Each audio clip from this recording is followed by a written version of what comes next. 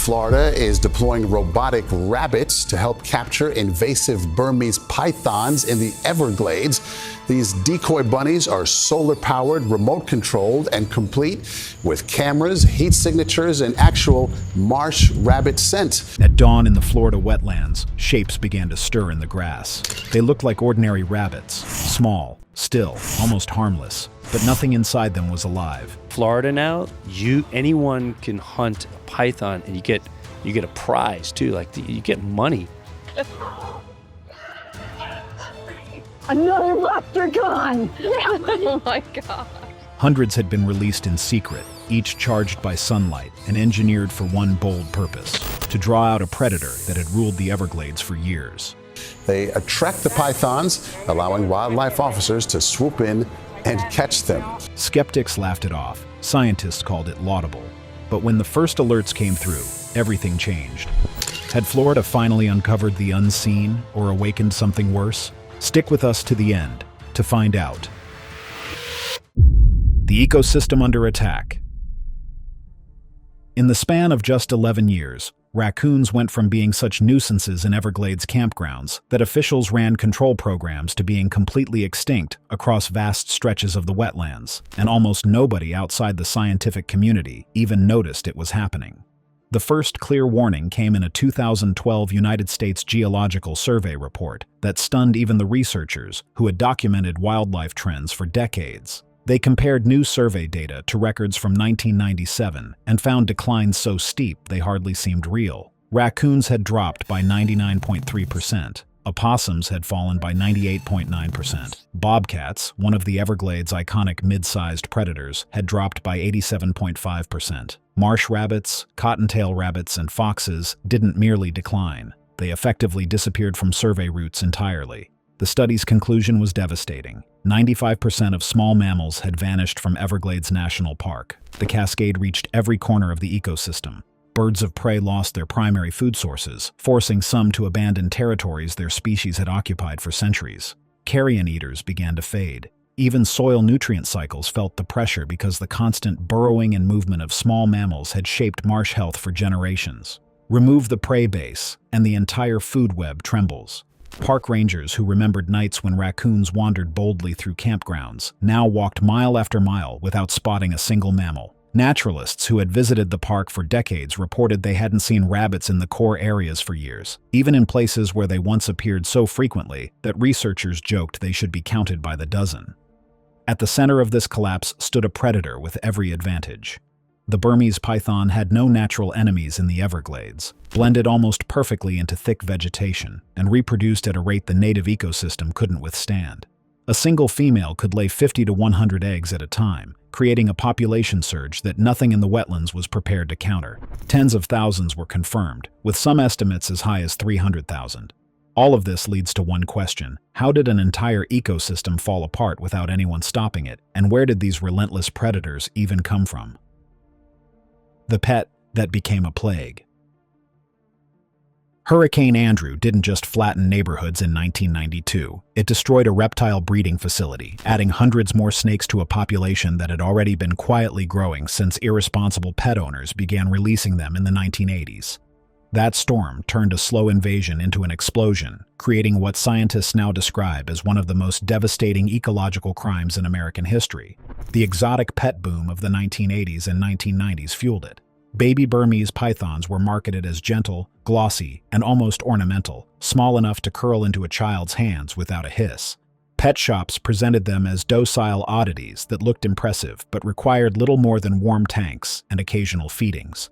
What buyers rarely considered was what those tiny hatchlings would become.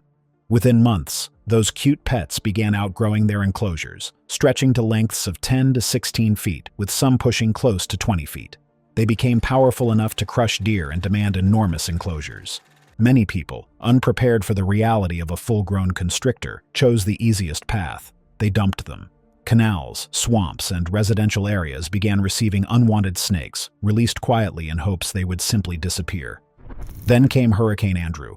When the storm struck with catastrophic force, it obliterated reptile breeding operations and blew their surviving snakes into the surrounding wetlands. Those snakes landed in a place that couldn't have been more perfect for them. The Everglades offered year-round warmth, endless vegetation for cover, and a prey base that had never evolved to recognize or escape from large constrictors.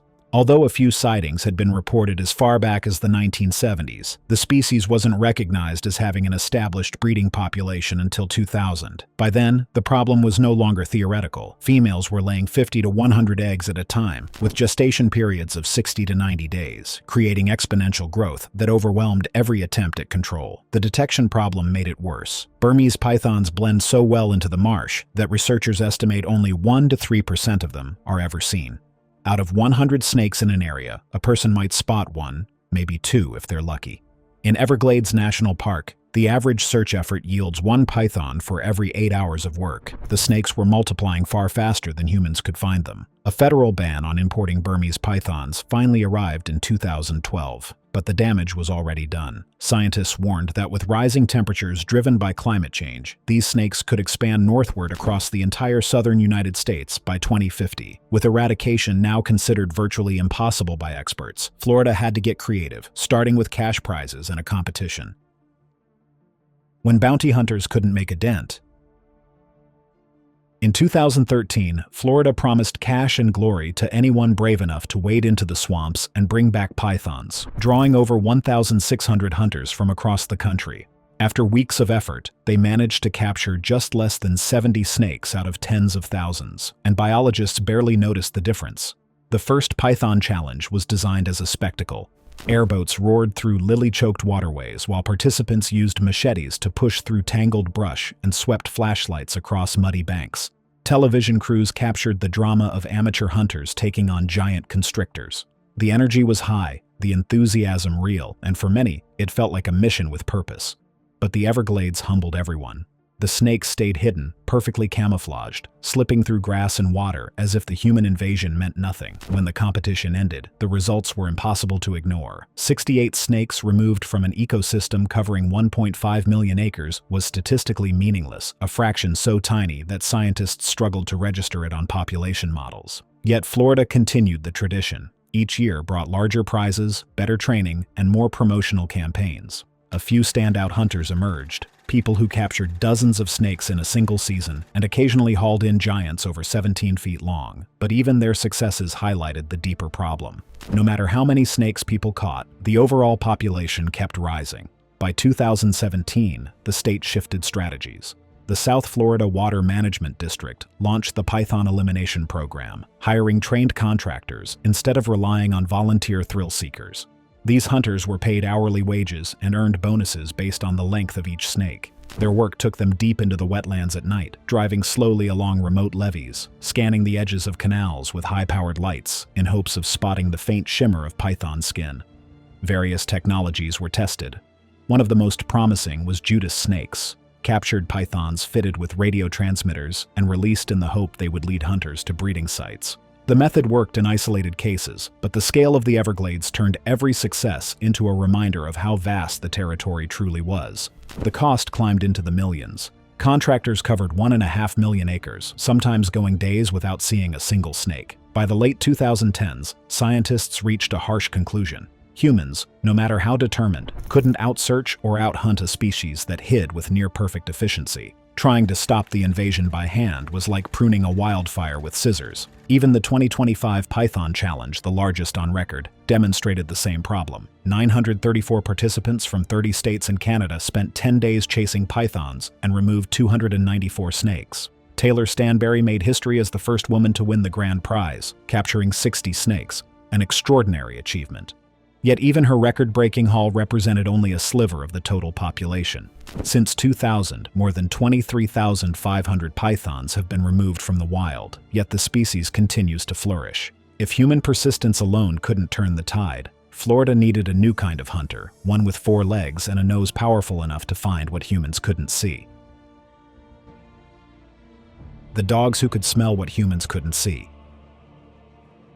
In 2020, 2 dogs named Truman and Eleanor started finding pythons in minutes that had eluded trained biologists for hours, and they were doing it by detecting something completely invisible to human senses. A faint, musky scent that lingers in mud and grass long after a 15-foot predator has slithered away. The Florida Fish and Wildlife Conservation Commission launched the experiment. Truman, a black Labrador, had the calm focus of a veteran tracker. Eleanor, a poinsettia, carried sharp, restless energy. Both were bred for precision and trained like detectives. Their preparation took over a month, learning to distinguish python musk from every other smell in the wetlands. Trainers used python-scented towels and live pythons with surgically implanted trackers, hiding them in crates, beneath weeds, under logs, forcing the dogs to find the source again and again until the association was unmistakable. Their working method was demanding. Each dog moved on a long lead, wearing a GPS tracker while handlers followed, watching every change in posture. The dogs sniffed constantly, pausing, restarting, pushing forward with purpose. When they caught the scent, their bodies shifted. Truman's tail stiffened straight behind him. Eleanor lowered her nose and began circling, tightening her loops until she froze within 3 feet of the snake. That stillness was the signal. Their first success came fast. On December 8, 2020, the team captured an 8-foot male python in the Rocky Glades public small game hunting area in Miami-Dade County. In the weeks that followed, the pair helped capture several large snakes that human teams had spent weeks trying to locate. Even more important were the discoveries along the way. The dogs followed scent trails that led not only to individual snakes, but to nests hidden deep in undergrowth, clusters of eggs buried in warm soil, and secondary scent paths revealing movement patterns. These clues allowed scientists to map previously unknown breeding sites and build a clearer picture of how the invasion was spreading. Working with the dogs wasn't easy. The Everglades punished every mistake. Heat pressed down like a weight. Sawgrass sliced paws and legs. Alligators drifted unseen in shallow water, and cottonmouths coiled beneath roots. Handlers carried cooling vests, protective boots, and endless water to keep the dogs safe. The results were extraordinary, yet the limitations were unavoidable. 2 dogs, no matter how talented, could never cover 1.5 million acres.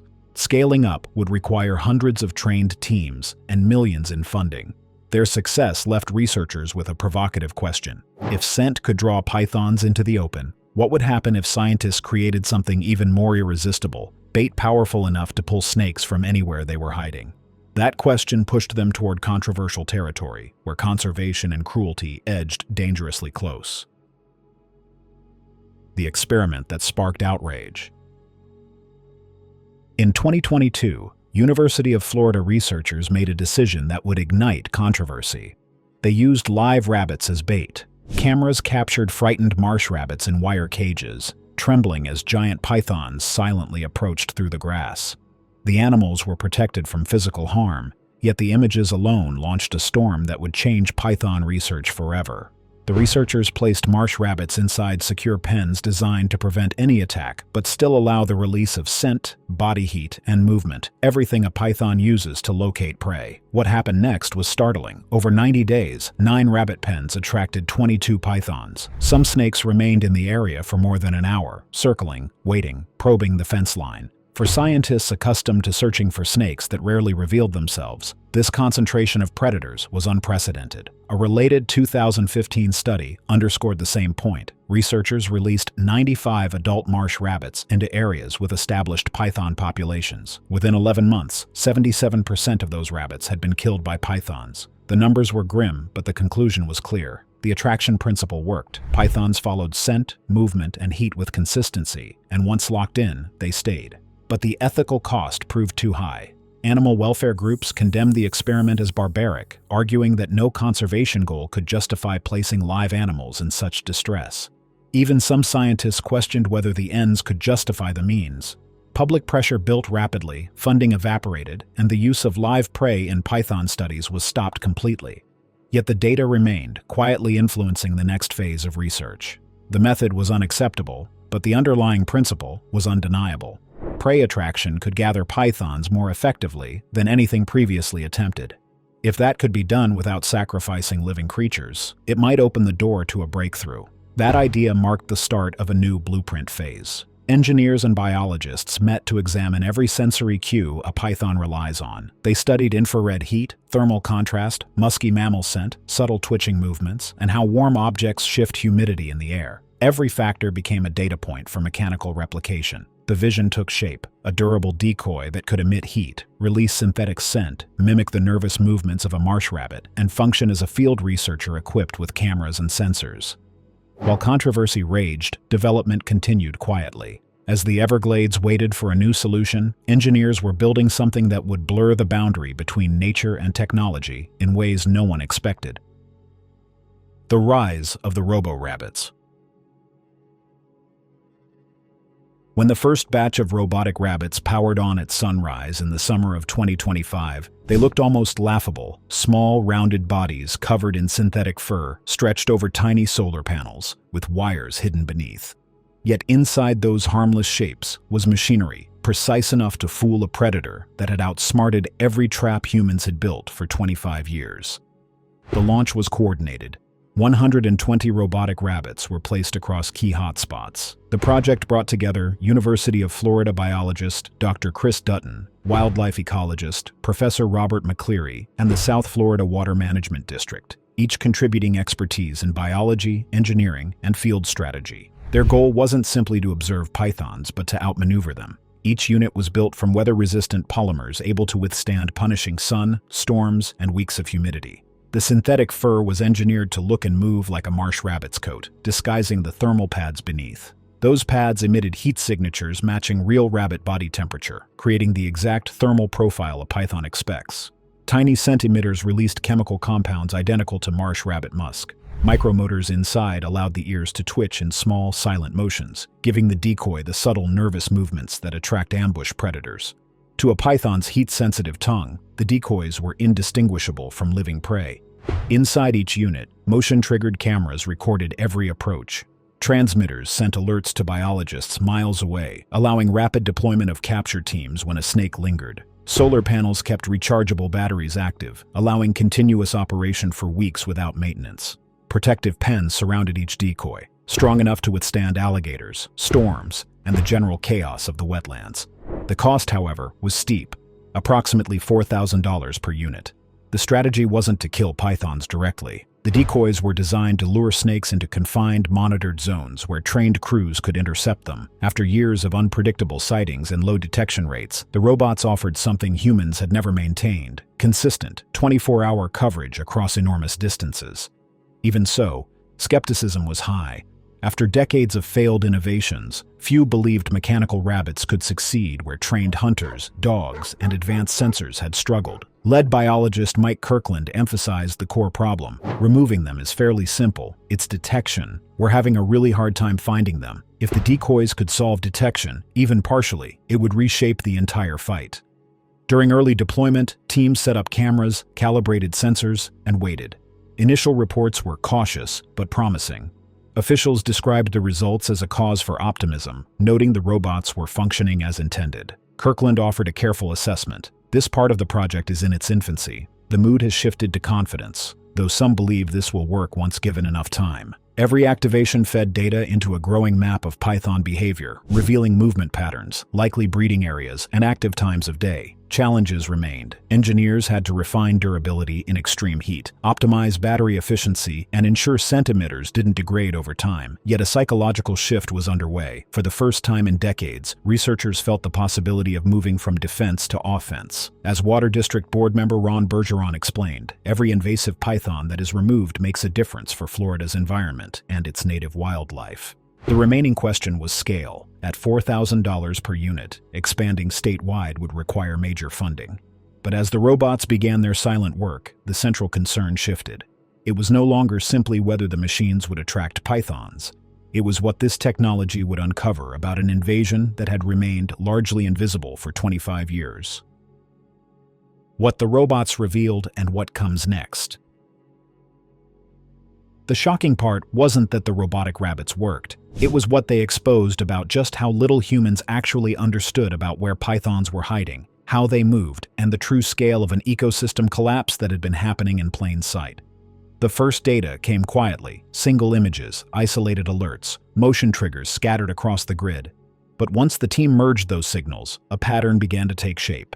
For the first time since Burmese pythons entered the Everglades, researchers were seeing a real map of snake activity, rather than guessing from scattered sightings. The robots were doing exactly what they were built for, turning an invisible invasion into something that could finally be measured. Each decoy captured more than a simple presence. A python approaching a unit often triggered bursts of thermal images, revealing how it moved, how it oriented its head, and how long it lingered before slipping back into vegetation.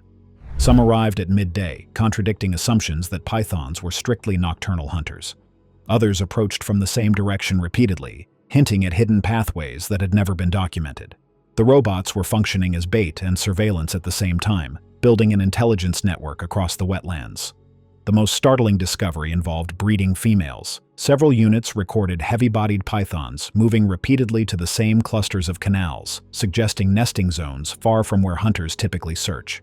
These findings aligned with subtle patterns captured by thermal drones but had never been confirmed until the robotic rabbits provided ground-level proof.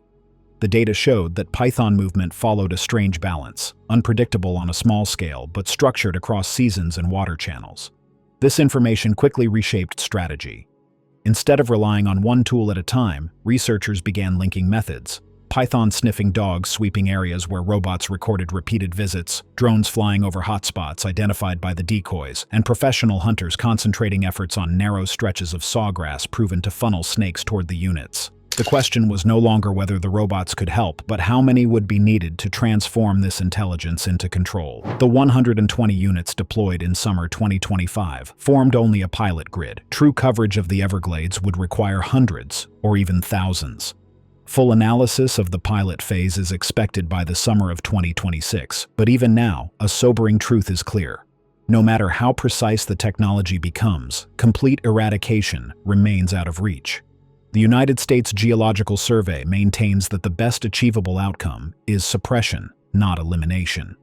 With female pythons capable of laying 50 to 100 eggs in a single clutch, even aggressive removal programs struggle to keep ahead of reproduction rates. Yet within that difficult reality, signs of progress are emerging. Hunters like Taylor Stanberry have reported slight increases in bobcats, marsh rabbits, and native snakes in areas where removal efforts are most intense. More than 23,500 pythons have been taken from the wild since 2000, showing the cumulative value of every captured animal. As Professor Robert McCleary put it, working in the Everglades for 10 years, you get tired of documenting the problem. You want to address it. The robots are finally giving researchers a way to do that. Behind all this lies a warning shaped by climate models. Rising temperatures could make vast portions of the United States suitable for Burmese pythons by 2050.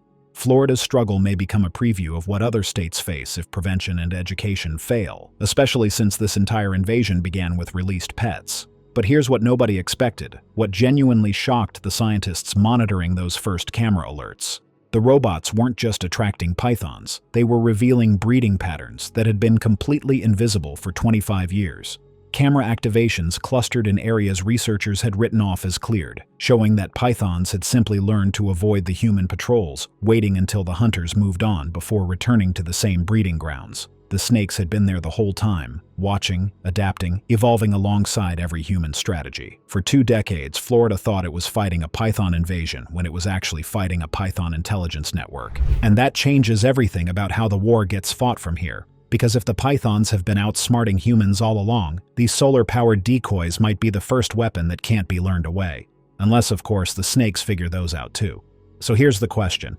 When you're fighting a predator that's been adapting to your every move for 25 years, do you really believe a few robot rabbits are going to be enough? Drop your answer in the comments section below. And if you want to see more stories about wildlife recovery projects, hit that subscribe button so you never miss the next one. Thanks for watching. See you in the next one.